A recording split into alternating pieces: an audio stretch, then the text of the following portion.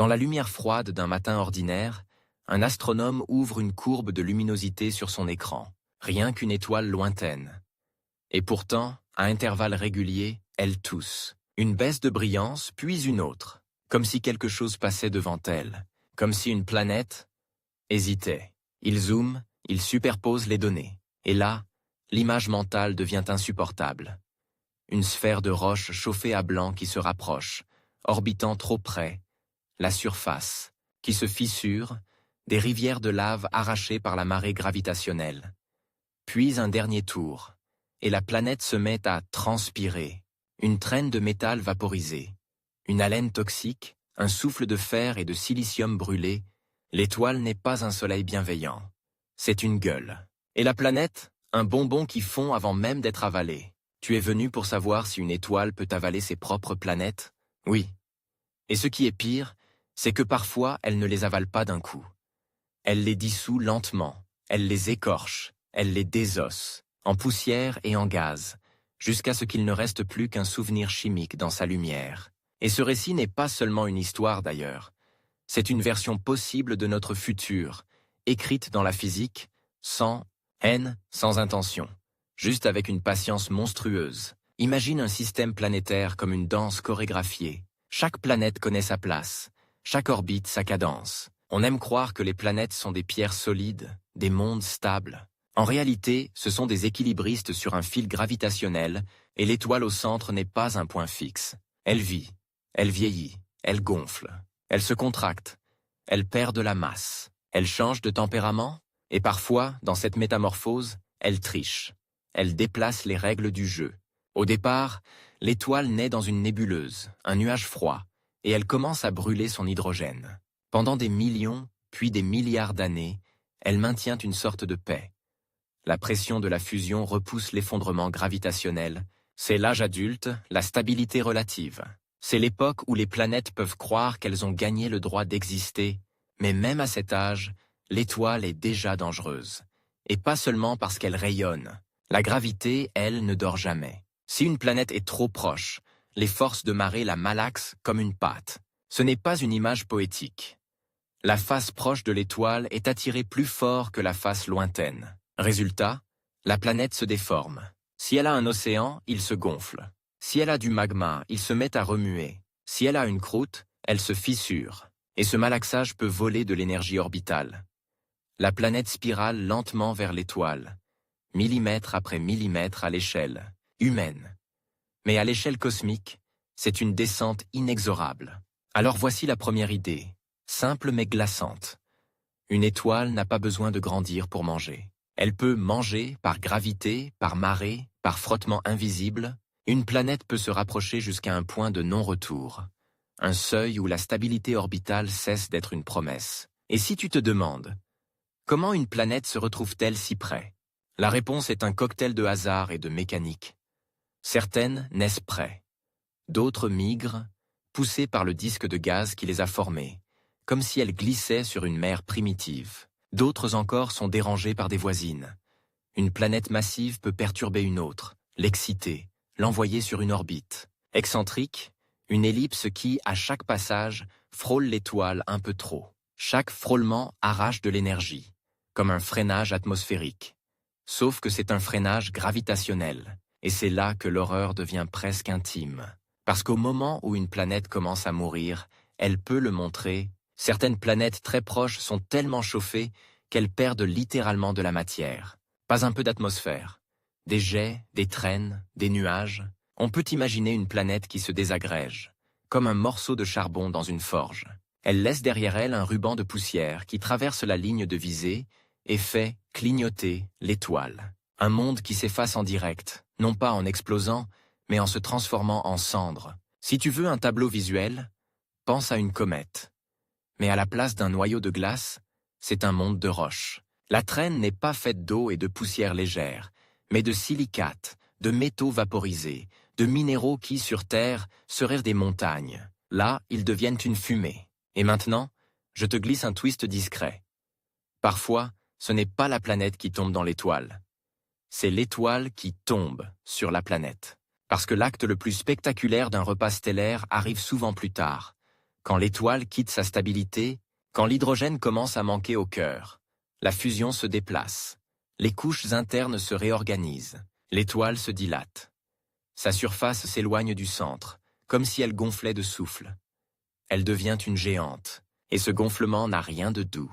Dans l'imaginaire, une étoile géante est une lanterne majestueuse. Dans la réalité, c'est un océan de plasma turbulent, une atmosphère si vaste que des planètes entières peuvent s'y noyer. Pense à une étoile qui grandit jusqu'à englober l'orbite, où, autrefois, une planète faisait sa ronde tranquille. Cette planète, qui croyait être à une distance sûre, se retrouve soudain à plonger dans un brouillard incandescent. Elle ne tombe pas comme une pierre dans une bouche. Elle commence par traverser une enveloppe gazeuse dense, et là, l'orbite devient un enfer de frottement. La planète se déplace à une vitesse folle dans un gaz brûlant. C'est comme si tu lançais une météorite dans un océan d'air épais. Ça freine, ça chauffe, ça arrache. L'orbite se resserre encore plus vite. Le processus s'accélère. L'étoile n'avale pas. Elle enveloppe, elle étouffe. Imagine la planète en train de nager dans l'atmosphère de l'étoile. Mais à chaque seconde, elle perd de l'énergie, comme un corps qui s'enfonce dans un marais. La friction transforme l'énergie orbitale en chaleur. Et cette chaleur, tu peux presque la sentir sur ta peau si tu la visualises. La roche se ramollit, les éléments se séparent. Une sorte de pluie de matière planétaire tombe vers l'intérieur, et le monde devient un nuage de particules dissoutes dans la convection stellaire. Et voici une autre vision qui dérange, parce qu'elle inverse notre idée de solide. Au cœur d'une étoile, même une planète rocheuse n'est plus solide. Elle devient un ingrédient, un parfum chimique. Du lithium, du fer, du silicium mélangés à un plasma qui brasse. Tu pourrais croire que ce genre d'engloutissement serait impossible à détecter, et c'est là que la science devient presque narrative. L'étoile peut porter le crime sur elle comme une trace de rouge à lèvres sur une chemise. Certains éléments, comme le lithium, sont fragiles dans les conditions stellaires. Dans beaucoup d'étoiles, le lithium visible à la surface finit par être détruit ou mélangé vers des zones où il disparaît. Alors quand on observe une étoile trop riche en lithium pour son âge, on se demande d'où vient cette richesse soudaine. Une possibilité troublante. Elle a avalé quelque chose de riche en lithium, comme une planète ou des débris planétaires. Mais attention, twist numéro 2. Ce n'est pas une preuve unique, c'est un indice ambigu, comme une empreinte partielle. Une étoile peut aussi fabriquer ou remonter du lithium par des mécanismes internes, donc le détective cosmique doit croiser les signes. Composition chimique anormale, vitesse de rotation étrange, variation de luminosité, présence de poussière chaude. Et parfois, tout s'aligne comme une confession. Car avaler une planète peut aussi accélérer la rotation de l'étoile. C'est une image magnifique et sinistre. La planète, en spirale, transfère son moment angulaire, sa quantité de rotation, à l'étoile. Comme si la victime, au dernier instant, donnait à son bourreau un surcroît d'énergie. L'étoile se met à tourner plus vite qu'elle ne le devrait pour son âge. Un vieil astre qui danse comme un jeune, dopé par un repas. Et si tu veux sentir le suspense monter, garde ceci en tête. Une étoile peut avaler une planète sans que la planète ait la moindre chance de crier dans le vide. Mais l'univers, lui, peut parfois enregistrer l'événement comme une cicatrice lumineuse. Une flambée, un sursaut, une émission de poussière, un excès infrarouge. Ce sont des murmures d'apocalypse. Maintenant, mettons un peu d'ordre dans le chaos, comme si on posait une carte sur une table. Il existe plusieurs manières pour une étoile de dévorer ses planètes, et chaque manière a sa propre dramaturgie. La première, c'est la lente descente par marée. Une planète trop proche, un frottement gravitationnel, une spirale qui peut durer longtemps puis s'emballer. Ici, la mort est progressive, et c'est ce qui la rend écœurante. Pas de grand bang, juste une décomposition. La deuxième, c'est l'engloutissement par expansion stellaire. L'étoile gonfle, l'atmosphère englobe l'orbite. La planète se retrouve dans l'enveloppe. Là, la vitesse de destruction peut être brutale, parce que le frottement dans le gaz accélère la chute. La troisième, plus rare et plus spectaculaire, ressemble à une déchirure. Si une planète s'approche trop près, elle peut franchir une limite où la gravité différentielle de l'étoile dépasse sa cohésion. On appelle ça, dans l'imaginaire, se faire spaghettifier, étirer, déformer. Mais dans un contexte planétaire, c'est une fragmentation. Le monde se brise, devient un anneau de débris qui s'échauffe, se vaporise, retombe en pluie. Une désintégration. Et pendant que tu écoutes, je veux que tu sentes l'idée suivante s'installer comme une inquiétude derrière la nuque. Notre système solaire n'est pas un musée figé. Il est stable à notre échelle, oui, mais les systèmes planétaires ailleurs sont nombreux, et beaucoup sont plus extrêmes. Il existe des Jupiters chauds, des géantes gazeuses collées à leur étoile, qui tournent en quelques jours, des mondes si proches que leur atmosphère est soufflée comme une flamme au vent. Et ces configurations sont des invitations au drame. Ce qui nous amène à une question qui change tout.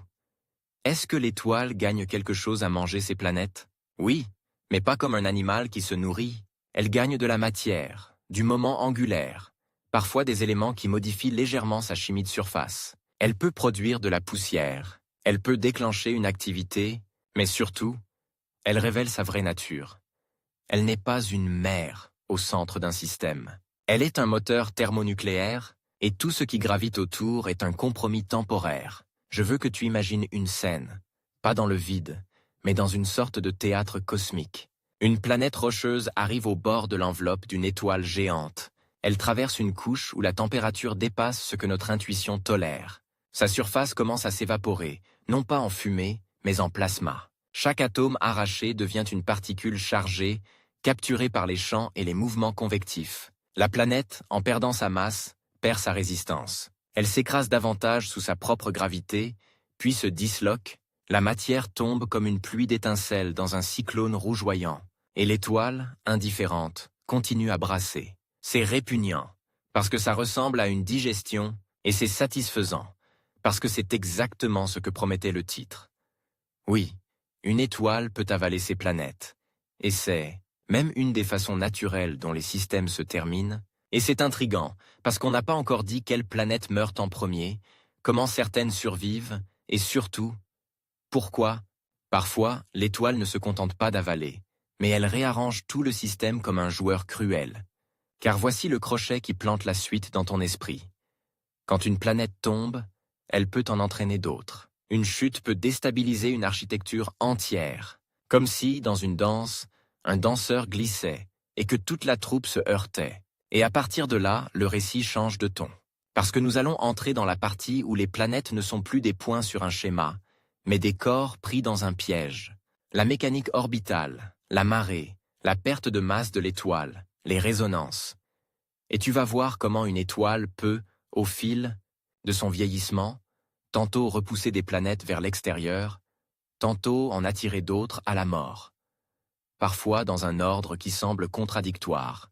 Comme un prédateur qui recule pour mieux attirer, l'instant où une planète commence à tomber n'est presque jamais un acte solitaire. C'est un domino qu'on pousse dans le noir, et l'on n'entend d'abord qu'un petit clic. Mais le système, lui, retient son souffle.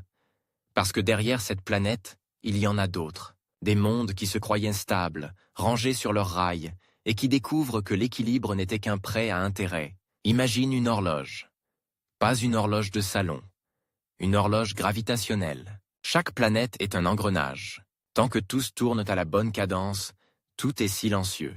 Mais si un engrenage se décale, si une planète change légèrement d'orbite, elle peut entrer dans ce que les astronomes appellent une résonance. Pour toi, c'est plus simple. C'est comme deux coureurs qui synchronisent leurs pas. Quand la synchronisation est parfaite, l'énergie se transfère avec une efficacité terrifiante. Une planète peut pousser une autre, tour après tour, au même point de l'orbite, toujours là où ça fait le plus mal, comme un enfant, qui te donne un coup d'épaule exactement quand tu n'es pas stable. Voilà le premier accélérateur de tragédie. La chute d'une planète peut modifier le champ gravitationnel, déplacer des résonances, et soudain, une autre planète se met à osciller, son orbite devient ovale. Elle plonge plus près de l'étoile à chaque passage, et la chaleur de ce péricentre, ce moment où elle frôle, l'astre devient une torture répétée. À chaque plongée, la planète se fait raser par les marées, chauffée, parfois même dépouillée. Ce n'est pas une exécution, c'est une séance de torture cosmique qui revient à date fixe. Et c'est ici que le récit prend une tournure presque dégoûtante, dans le sens physique du terme. Parce qu'une planète qui plonge trop près peut littéralement se mettre à saigner. Pas du sang rouge, mais des atomes. Une atmosphère arrachée, un manteau qui dégaze, une surface qui s'évapore. Le monde se transforme en usine de vapeur métallique. Si tu pouvais le voir de près, ce ne serait pas joli. Ce serait une tempête de particules brûlantes, une bruine de sodium et de silicate, un brouillard de roches liquéfiées qui se recondensent, en poussière plus loin, comme de la cendre. Maintenant, twist. On pourrait croire que l'étoile, en vieillissant, ne fait que grandir et engloutir. Pourtant, à un certain moment de sa vie, elle peut faire l'inverse. Elle peut repousser des planètes. Quand une étoile évolue, elle finit par perdre de la masse. Vents stellaires, enveloppes expulsées, jets de matière. Et en gravité, la masse est la règle du jeu. Si l'étoile s'allège, la force gravitationnelle centrale diminue, et les orbites peuvent s'élargir. Une planète peut dériver vers l'extérieur comme un bateau qui s'éloigne d'un port quand le courant change. Donc, paradoxalement, l'étoile peut devenir plus douce en perdant de la masse, et offrir à certaines planètes une chance de survie. Sauf que ce cadeau est empoisonné, parce que ce même processus crée du désordre, l'expansion des orbites n'est pas forcément uniforme. Les résonances se déplacent, les rapports de période se cassent, ce qui était stable devient glissant, et les planètes qui s'éloignent peuvent se retrouver à se croiser, à se perturber, à se jeter des coups gravitationnels. Tu veux une image ? Visualise une patinoire bondée. Tant que tout le monde glisse dans le même sens à la même vitesse, ça va. Mais si la glace se met à bouger sous tes pieds, si les trajectoires changent, alors les collisions deviennent inévitables. Et une collision, dans l'espace, ce n'est pas un boom hollywoodien avec des flammes en forme de boule. C'est pire, c'est une pulvérisation. Deux mondes qui se rencontrent à des dizaines de kilomètres par seconde se transforment en nuages de fragments, en pluie de roches, en débris chauffés qui forment un disque, et ce disque retombe parfois vers l'étoile. Autrement dit, même quand l'étoile repousse des planètes, elle peut finir par les récupérer sous forme de cendres. La dynamique la plus sinistre, la plus théâtrale, porte un nom qui ressemble à un euphémisme. L'enveloppe commune. C'est la scène où une planète, souvent une géante gazeuse, parfois un monde massif, se retrouve littéralement à l'intérieur de l'atmosphère d'une étoile géante. Elle ne flotte pas gentiment. Elle plonge dans un gaz dense, brûlant, turbulent. Son orbite devient une spirale rapide, parce que le frottement est énorme. La planète perd son énergie orbitale, et cette énergie est déposée dans l'enveloppe stellaire, comme si la planète, en mourant, chauffait encore plus le monstre qui la tue. C'est là que les choses deviennent presque obscènes, parce qu'on peut imaginer l'étoile comme un corps gonflé qui se met à convulser. L'énergie injectée peut aider l'étoile à expulser une partie de son enveloppe, donc parfois, dans un retournement brutal, la planète qui est avalée contribue à arracher la peau de l'étoile et à la projeter dans l'espace. Ce n'est pas une victoire, c'est une vengeance inutile, un dernier spasme qui n'empêche pas la disparition. Et si tu veux du concret, visuel, presque insoutenable, une planète géante gazeuse qui pénètre l'enveloppe commence à se faire éroder. Ses couches supérieures se mélangent au gaz stellaire. Son atmosphère, au lieu d'être un ciel, devient un matériau aspiré, étiré, déchiré. Plus la planète descend, plus la pression augmente, plus la température détruit les molécules. Il n'y a plus de air, il n'y a plus de eau. Il y a des atomes nus, des ions, des particules qui se battent dans un cyclone de plasma. La planète, ce n'est plus un monde. C'est une poignée d'éléments chimiques qui se dissolvent. Mais le plus dérangeant, ce n'est pas l'engloutissement, c'est ce qui se passe avant l'engloutissement, quand la planète résiste encore. Parce qu'une planète proche peut devenir une batterie qui alimente des effets spectaculaires. Courants induits, interactions magnétiques, échauffement interne. Les marées peuvent transformer un monde en enfer volcanique permanent. Un nio géant, une boule craquelée par des milliers de fractures qui crachent du magma. Et quand la croûte craque, elle libère des gaz. Ces gaz forment une atmosphère, qui peut être arrachée ensuite. C'est une production et une destruction en boucle, une respiration malade. À l'échelle d'un système, c'est le bruit d'une mort qui prend son temps. La tension monte encore quand on réalise un détail. L'étoile n'avale pas toujours en commençant par la planète la plus proche. C'est contre-intuitif, et c'est notre deuxième grand twist narratif. Voici pourquoi. Quand l'étoile vieillit et perd de la masse, certaines orbites s'élargissent et peuvent sauver une planète proche, tandis que les interactions gravitationnelles entre planètes peuvent envoyer une autre planète, plus loin au départ, sur une trajectoire plongeante. Le danger peut venir de l'extérieur. Une planète lointaine peut être projetée sur une orbite très excentrique. Loin, puis d'un coup très près. Elle survit un passage, puis deux, puis trois, et chaque fois, les marées la freinent. C'est une chute en plusieurs actes, comme une série de morsures. Dans ce scénario, la planète n'est pas engloutie par l'expansion de l'étoile. Elle est capturée par les marées, et l'ordre des morts devient une sorte de surprise macabre. Le système ressemble alors à un tribunal où la sentence ne suit pas la logique du premier arrivé, premier servi. La sentence suit la logique du chaos. Et maintenant, on ajoute un élément qui change le rythme. Le temps. À l'échelle humaine, on se dit « une étoile vit longtemps, donc ces événements sont lents ». Pas toujours. Certains épisodes peuvent être rapides à l'échelle astronomique. Des milliers d'années, parfois moins, pour la phase finale d'une spirale dans une enveloppe. Et même si ce n'est pas instantané, c'est terrifiant parce que c'est assez rapide pour transformer un système pendant que des civilisations, hypothétiques, pourraient exister. Ce n'est pas une évolution sur des milliards d'années à l'abri de toute conscience. C'est un changement violent sur une durée qui, pour une espèce, peut ressembler à une catastrophe historique. À ce stade, je veux que tu imagines une civilisation sur une planète qui voit son étoile changer. D'abord, le ciel s'éclaircit lentement. Les saisons deviennent étranges. Puis, sur des siècles, l'étoile grossit légèrement dans le ciel. La chaleur augmente. Les glaciers disparaissent. Les océans se mettent à bouillir à certains endroits. Ensuite, l'astre devient énorme, rouge, pulsant, comme une braise respirante. La nuit n'est plus noire. Elle est teintée, remplie d'une lueur sanguine. Et un jour, ce n'est plus une étoile dans le ciel. C'est un mur incandescent. Le monde ne tombe pas. Le monde est rattrapé. Ce tableau est fictif, bien sûr, mais il sert à ancrer une vérité. L'expansion d'une étoile peut transformer un système en théâtre de fin du monde. Et c'est ici qu'on doit parler d'un détail encore plus glaçant. Même si une planète n'est pas engloutie, elle peut être stérilisée bien avant. La luminosité augmente. Les vents stellaires deviennent plus agressifs. Les particules chargées frappent, érodent, ionisent. Une atmosphère peut s'échapper. Une magnétosphère peut être écrasée, et la planète, même intacte, devient une coquille, une planète survivante, qui n'est plus habitable, comme un refuge qui tient debout après l'incendie mais dont l'air est devenu irrespirable. Alors, qui a une chance de survivre? Les planètes très éloignées, souvent celles qui orbitent loin assez pour éviter l'enveloppe maximale.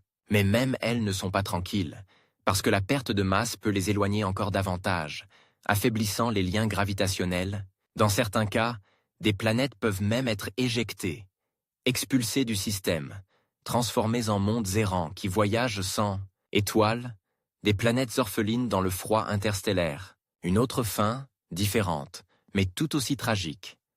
Ne pas être avalé, mais être abandonné dans le noir. Tu vois la cruauté mathématique? Il y a plusieurs façons de perdre. Se faire manger, se faire brûler, se faire expulser. Et maintenant, on approche d'une révélation qui fait monter la tension comme un serrage de gorge. L'engloutissement peut laisser des preuves durables, pas seulement dans la chimie de l'étoile, mais dans des anneaux de débris, dans des disques de poussière chaude, dans des signatures qui trahissent des destructions récentes. Une étoile peut porter autour d'elle une sorte de cimetière lumineux, des grains chauffés, des fragments de roches, des restes de monde. Et là, nouveau twist, plus subtil, plus inquiétant. Une étoile peut avaler, puis régurgiter sous une autre forme. Quand une étoile expulse son enveloppe, elle crée une nébuleuse, un nuage d'atomes et de poussière. Cette matière, enrichie par ce qu'elle a mélangé, peut-être même des restes planétaires, se disperse dans l'espace, et des millions d'années plus tard, ailleurs, cette matière peut contribuer à la naissance de nouvelles étoiles, de nouveaux disques, de nouvelles planètes. Autrement dit, une planète avalée peut, en un sens, devenir la poussière d'un autre monde. C'est un cycle magnifique. Et ça n'enlève rien à l'horreur de l'instant où le monde s'est dissous. Tu as peut-être une question qui te démange? D'accord. Mais une étoile peut-elle avaler une planète de façon spectaculaire? Au point de produire un flash visible, un événement unique? La réponse est, parfois, oui. L'engloutissement peut libérer de l'énergie, provoquer une augmentation de luminosité, une perturbation. Mais ce n'est pas forcément une explosion, c'est souvent plus ambigu. Un gonflement temporaire, un sursaut, une signature thermique. Et c'est précisément ce flou qui rend l'enquête cosmique si excitante. On observe des étoiles qui semblent avoir eu un épisode étrange. Et l'hypothèse « planète avalée » devient une explication plausible parmi d'autres. La nature, même quand elle dévore, ne signe pas toujours avec un néon. Mais je veux que tu retiennes surtout ceci. L'engloutissement n'est pas seulement la fin d'une planète. C'est un événement dynamique qui peut reconfigurer tout un système. La disparition d'une planète peut déplacer les autres. Une planète géante avalée peut enlever un stabilisateur gravitationnel et libérer le chaos. Les petites planètes intérieures peuvent se retrouver sans bouclier contre les perturbations. Les excentricités augmentent. Les inclinaisons se tordent. Le système devient un jeu de billard qui a perdu sa table. Et si tu pensais que le pire était déjà là, attends, parce que nous n'avons pas encore parlé du moment où l'étoile finit sa métamorphose et se contracte en un résidu dense, ni de ce que ce résidu peut faire au reste du système. Nous n'avons pas encore parlé de la différence entre se faire avaler par une étoile en expansion et se faire déchiqueter par la gravité d'un objet compact. Et surtout, nous n'avons pas encore abordé la question la plus troublante. Est-ce qu'une planète peut survivre après l'engloutissement? D'autres planètes, comme si elle errait dans un système fantôme, autour d'un cœur d'étoiles morts, gardant les traces d'un passé cannibale? Parce que si une étoile peut manger, elle peut aussi changer de forme. Et ce changement de forme peut transformer le repas en autre chose. Un piège encore plus serré, une gravité plus pure, plus froide, plus implacable. Quand l'étoile a fini de gonfler, de souffler, de perdre sa peau dans l'espace, on pourrait croire que le drame s'apaise. On se dit, c'est bon, le monstre a mangé, il est repu, il va se rendormir. Erreur. C'est souvent maintenant que la fin devient la plus étrange, la plus chirurgicale, la plus pure. Parce qu'après la phase de géante, beaucoup d'étoiles ne meurent pas en explosant. Elles se dépouillent. Et il reste un noyau. Une naine blanche. Le nom est trompeur, presque mignon. Naine, blanche, on imagine une petite étoile pâle. En réalité, c'est un cœur de matière écrasée, un objet de la taille d'une planète, parfois comparable à la Terre, mais contenant une masse proche de celle du Soleil, un poids solaire serré dans un volume planétaire. La gravité y est une poigne, un crochet, une main qui ne lâche pas. Et voici le twist qui change tout. Une naine blanche n'a pas besoin d'être énorme pour avaler. Elle n'a plus besoin d'une atmosphère géante pour envelopper une planète. Elle peut faire mieux, ou pire. Elle peut déchiqueter. Imagine une planète, un astéroïde, une lune, survivants du chaos précédent. Ils ont échappé à l'enveloppe de la géante rouge, où ils étaient assez loin pour rester intacts. Ils tournent maintenant autour de ce résidu compact, autour d'une lumière moins éclatante, mais d'une gravité beaucoup plus concentrée. Et dans ce système post-apocalyptique, les orbites ne sont pas forcément tranquilles, parce que pendant la perte de masse de l'étoile, tout s'est dilaté, tout s'est décalé, les résonances ont bougé, les grosses planètes, restantes, si elles existent, ont commencé à jouer au billard. Et le jeu du billard a une règle. Tôt ou tard, quelqu'un se fait envoyer trop près. Le piège d'une naine blanche n'est pas un simple « je t'engloutis ». C'est une limite invisible où la gravité différentielle devient un étau. Quand un corps passe assez près, la force qui tire sur la face proche dépasse celle qui retient le corps ensemble. Résultat, il s'étire, il se fissure, puis il se déchire en un ruban de débris. Ce n'est pas une métaphore, c'est une procédure. Une exécution par étirement. Et là, le spectacle devient abject, presque médical. Les morceaux, libérés, se mettent en orbite. Ils forment un anneau, puis un disque. Les fragments se percutent, se broient, deviennent poussière, et cette poussière, chauffée par la radiation résiduelle, commence à briller dans l'infrarouge comme une braise de cimetière. Ensuite, lentement, mais sûrement, la matière spirale vers la surface de la naine blanche. Pas parce qu'elle est aspirée par une bouche, mais parce que les collisions dissipent l'énergie, comme une pluie de cendres qui finit par tomber sur une plaque brûlante. Si tu veux une image qui colle à la gorge, imagine un monde réduit en farine de roche, puis cette farine qui retombe en continu, grain par grain, sur un objet si dense que chaque grain arrive avec une vitesse de balle, une grêle de minéraux, un sablage cosmique. Et la naine blanche, au lieu de se salir, avale cette poussière et la mélange à sa fine couche externe. Pourquoi est-ce important? Parce qu'une naine blanche a une propriété étrange. Sa gravité est si forte que les éléments lourds devraient plonger rapidement vers l'intérieur et disparaître de la surface. Donc, en principe, son atmosphère externe devrait être propre, surtout hydrogène ou hélium, selon le cas. Et pourtant, on observe des naines blanches polluées par des métaux. Calcium, fer, magnésium, silicium. Des éléments qui, sans apport récent, ne devraient pas rester visibles longtemps à la surface. Cette pollution agit comme un doigt accusateur, comme une tache de suie fraîche sur une vitre, et là, le récit se resserre. Ces métaux sont la signature d'un repas récent, un repas de roche, un repas de restes planétaires. On n'est plus dans l'hypothèse romantique. On est dans un mécanisme qui laisse des traces. Tu sens le changement de ton?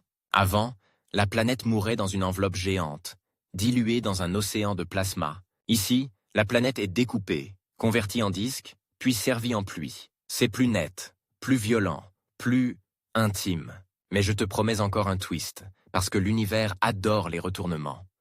Après la mort de l'étoile normale, certaines planètes peuvent survivre, et même, dans certains scénarios, de nouveaux corps peuvent se former à partir des débris. Un disque de matière peut se réorganiser, des fragments peuvent s'accréter, on peut imaginer des petites planètes tardives, des mondes nés après l'apocalypse, autour d'un cadavre stellaire. Ce ne seraient pas des paradis. La lumière est faible, le rayonnement peut être rude.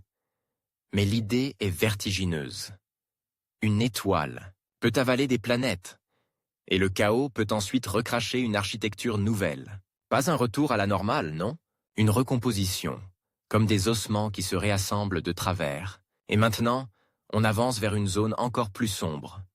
Toutes les étoiles ne finissent pas en naines blanches. Les étoiles plus massives peuvent mourir autrement, laissant des résidus plus extrêmes. Des étoiles à neutrons, voire des trous noirs. Là, on entre dans une gravité qui n'est plus une poigne. C'est une mâchoire d'acier. Attention, je ne te dis pas que toutes les étoiles mangent comme ça. Mais quand un résidu compact existe, la proximité devient un crime puni sans appel. Une étoile à neutrons est minuscule, une dizaine de kilomètres de rayon, mais avec une masse comparable au Soleil, ou davantage. Si un corps s'approche trop, il est déformé, arraché, réduit à un flux de matière. Et cette matière, en tombant, peut libérer une énergie énorme. Là, on n'est plus dans la digestion silencieuse. On peut avoir des flambées, des sursauts, des signatures brutales. Un repas qui éclaire la scène, mais restons dans la logique de notre histoire. Ce qui compte, c'est que la fin d'un système ne s'arrête pas quand l'étoile se transforme. Elle change de forme, elle change d'outil. L'enveloppe géante était une noyade. Le résidu compact devient un broyeur. Et c'est ici que l'on réalise une chose dérangeante.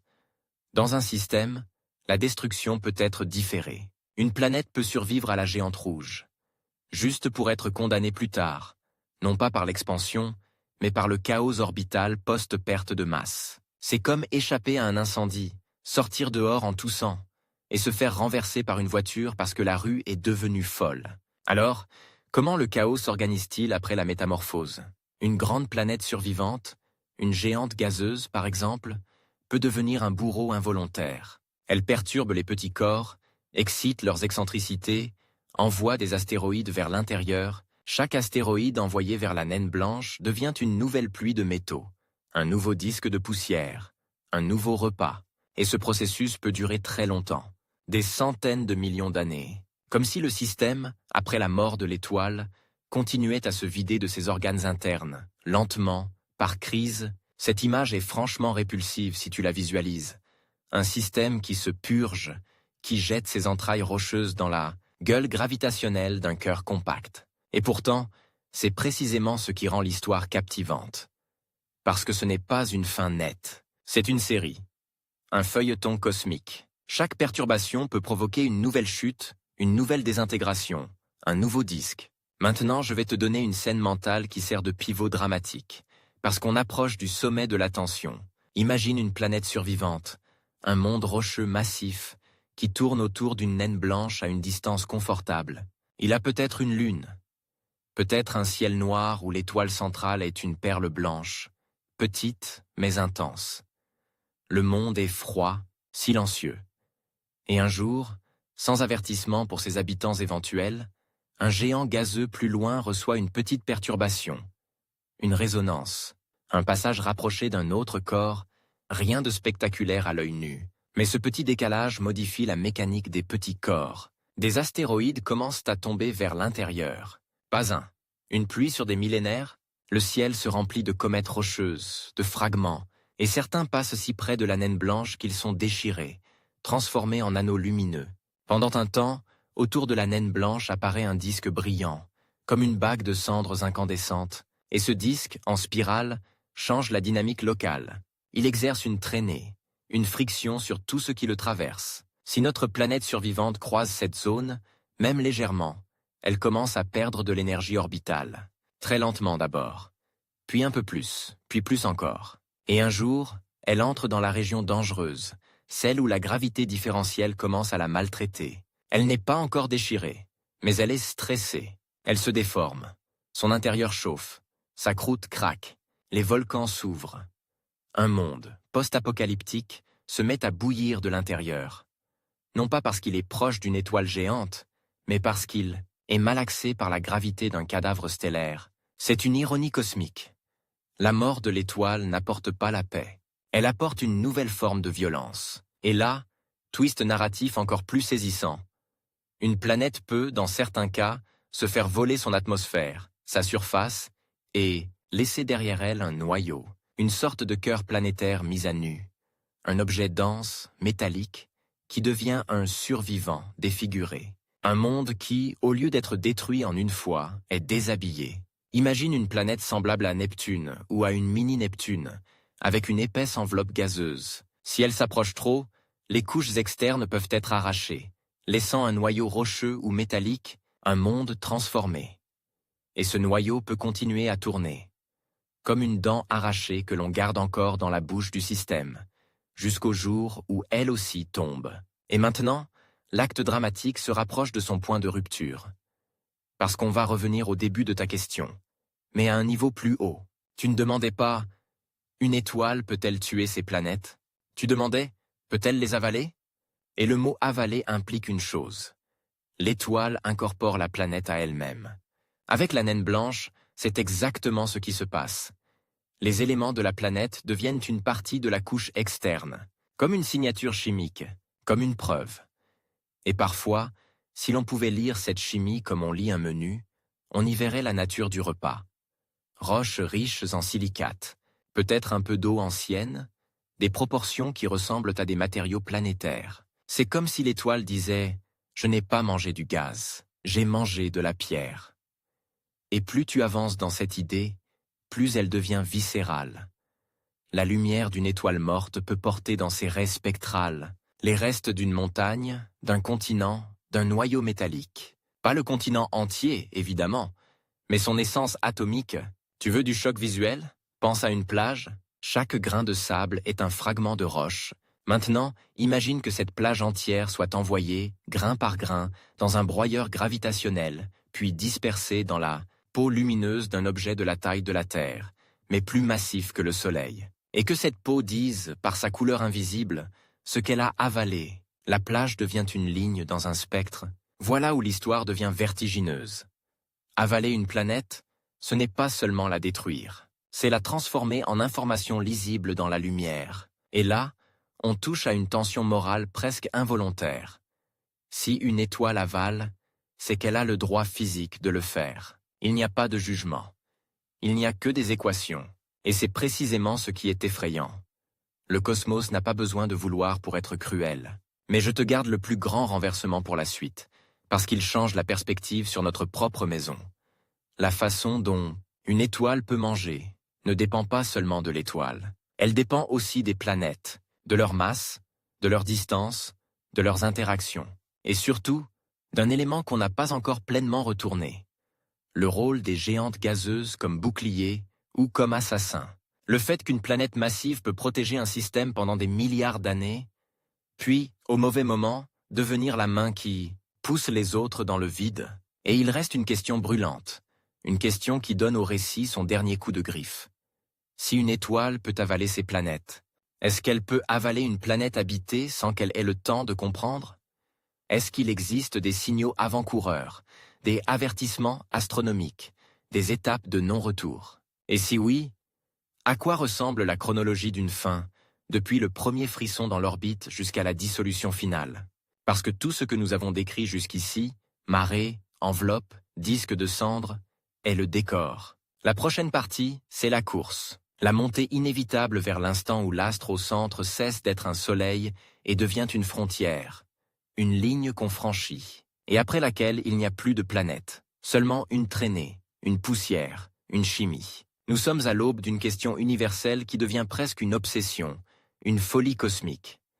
Qu'advient-il de nous lorsque le système, tout entier, s'effondre sous le poids de la gravité, de la chaleur et de l'inexorable mouvement de l'étoile qui dévore? Au fond de ce processus, il y a une vérité universelle. Il y a un point de non-retour, un dernier moment où la distance, les orbites, les prévisions tout entières perdent leur sens. Ce n'est pas une simple absorption, c'est un jeu de cache-cache cosmique où chaque mouvement se compte en millions d'années, mais où l'on finit toujours par trouver la réponse, brutale et rapide. Rappelle-toi du début de cette aventure, une étoile qui grandit, qui évolue et qui dévore ses propres planètes. Ce n'est pas un acte de barbarie, ni une vengeance, ni même une décision consciente. C'est une simple conséquence de la physique. Mais cela ne le rend pas moins effrayant, car la gravité, cette force qui semble tranquille, peut devenir la plus grande arme de destruction dans l'univers. Et lorsqu'elle devient incontrôlable, elle transforme des mondes entiers en néant. Il n'y a plus de remède, plus d'échappatoire. La seule chose que tu puisses faire, c'est observer la spirale inéluctable du cataclysme.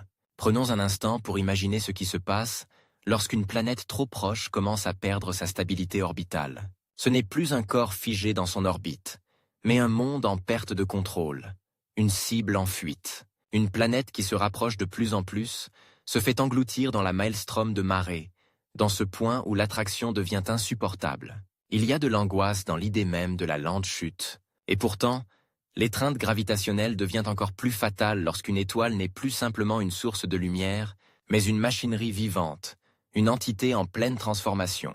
Quand une étoile géante arrive à la fin de sa vie, elle ne meurt pas en une explosion de supernova, mais par un processus d'expansion lente et méthodique. Son rayon augmente de plusieurs dizaines à plusieurs centaines de fois, absorbant tout sur son passage. Les planètes les plus proches, comme une Earth ou même une Vénus, sont aspirées dans un tourbillon stellaire. Un autre monde, qu'il soit rocheux ou gazeux, se précipite vers l'étoile avec la gravité pour seule compagne. Imaginons qu'une planète tombe dans cette énorme gueule. La première étape est déjà extrêmement violente, car l'intensité des forces gravitationnelles qui s'exercent sur elle est écrasante. Celle-ci ne se contente pas de déformer la planète comme un simple noyau de métal. Elle l'écrase, l'étire, l'arrachant en morceaux. Une planète, une fois trop proche, devient un jouet entre les mains de cette étoile géante. La proximité d'une étoile dans sa phase de géante rouge peut être un processus d'érosion lente, mais toujours irrémédiable, comme si chaque seconde de l'existence de cette planète était un compte à rebours vers la destruction. Des océans, des atmosphères, des noyaux se vaporisent, dégageant des jets de chaleur et de gaz vers la surface stellaire. À ce point-là, la planète n'est plus un monde, mais un champ de débris qui pénètre dans la surface de l'étoile. Le processus peut durer des milliers d'années, ou quelques centaines, et pourtant l'essence même de la planète se perd dans la gueule du monstre. C'est une véritable dissolution. Les éléments solides sont réduits à de la poussière, et cette poussière s'ajoute à la composition chimique de l'étoile. Ce qui était autrefois une planète entière est désormais une signature dans la lumière d'une étoile mourante, un souvenir fait de cendres et de gaz chauds, d'une brume d'hydrogène et d'oxygène qui se mélange aux autres débris. Pour mieux comprendre, imagine la scène suivante. Une planète qui avait jadis des océans et des terres, des montagnes et des volcans, tout ça disparaissant. La surface, maintenant une mer de magma en fusion, est lentement enlevée par les marées gravitationnelles de l'étoile. Ce qui reste n'est plus qu'une traînée de poussière se perdant dans l'immensité de l'espace. C'est cette poussière qui est aspirée dans le cœur même de l'étoile. Elle devient partie intégrante de la géométrie stellaire. Elle se dissout. Elle se mêle au tout. Mais voici ce qui est effrayant. Même lorsque l'étoile semble avoir tout englouti, ce n'est pas la fin de l'histoire. Parce qu'une fois qu'une planète a été consommée par l'étoile, sa composition peut encore laisser des traces dans l'univers. En effet, les débris laissés dans l'espace, la matière expulsée par l'étoile sous forme de particules fines, peuvent devenir un terrain fertile pour la formation de nouveaux corps, de nouvelles étoiles ou de nouvelles planètes. Mais ce n'est pas une chance. Ce n'est pas une sorte de renaissance. La matière qui est régurgitée par l'étoile, sous forme de gaz et de poussière, peut devenir l'enveloppe de ce qui était jadis un monde entier, un cycle infini et cruel. De la création à la destruction, puis à une création nouvelle qui n'a rien à voir avec la beauté originelle de la planète disparue. Ce processus permet à l'univers de continuer à exister, mais à un coût dramatique. La perte. Et une fois que l'étoile entre dans sa phase de géante rouge, ces planètes ne peuvent que se soumettre. Et la planète, en tant qu'entité, disparaît. Les marées gravitationnelles sur la planète ne font qu'amplifier ce processus, le pressant d'une force insupportable. Les océans, les mers, l'air, tout se transforme en vapeur. La matière solide est réduite à un néant sans forme. L'atmosphère est évaporée. La croûte est fissurée. Et au final, ce qui reste est seulement une traînée de particules fines. Si une planète se trouve suffisamment proche d'une étoile mourante, sa fin ne sera pas un événement soudain, mais un processus très lent, parfois prolongé sur plusieurs centaines de millions d'années. Pourtant, dans la profondeur des âges cosmiques, chaque millimètre de cette lente chute mène à une fin violente, inéluctable. Il existe aussi une autre facette de ce processus qui est effrayante mais fascinante à la fois. Parfois, ce n'est pas l'étoile, elle, même qui absorbe la planète, mais le déplacement de la planète à travers des zones où des forces gravitationnelles supplémentaires la propulsent dans une spirale de destruction. Ce n'est pas un simple mouvement. C'est un lent mais inexorable ballet cosmique où la victime, tout comme une pièce d'échec qui tombe, est déplacée par l'interaction. Avec un autre corps céleste, ce mécanisme d'échange de gravité entre planètes peut entraîner une déstabilisation de toute la structure du système planétaire. Et, une fois qu'une planète entre dans ce cycle vicieux, sa fin est tracée. Et pendant que la planète est engloutie, l'étoile, elle, se métamorphose également. La chaleur devient de plus en plus intense. Les radiations se concentrent, l'étoile perd de la matière et se transforme en une naine, blanche, ou encore en une étoile à neutrons si elle est suffisamment massive. Quand une étoile entre dans cette phase finale, elle se compresse sous sa propre gravité. Et ce processus peut parfois créer une situation si extrême qu'elle ne laisse aucun répit aux planètes restantes. La compression de l'étoile peut en effet entraîner une augmentation considérable de la luminosité et de la chaleur. Une chaleur qui brise tout sur son passage, non seulement en brûlant, mais aussi en émettant une onde de choc gravitationnel qui déstabilise davantage les corps orbitants. Chaque petite perturbation peut faire basculer un corps en dehors de son orbite, l'envoyant dans la trajectoire de l'étoile morte. Cela peut même faire en sorte que des planètes éloignées se retrouvent entraînées dans une spirale fatale, devenant des cibles faciles pour cette gravité gravement concentrée. Mais la plus grande horreur dans tout cela, la plus troublante des révélations, c'est que ce processus d'absorption et de destruction n'est pas seulement une fin.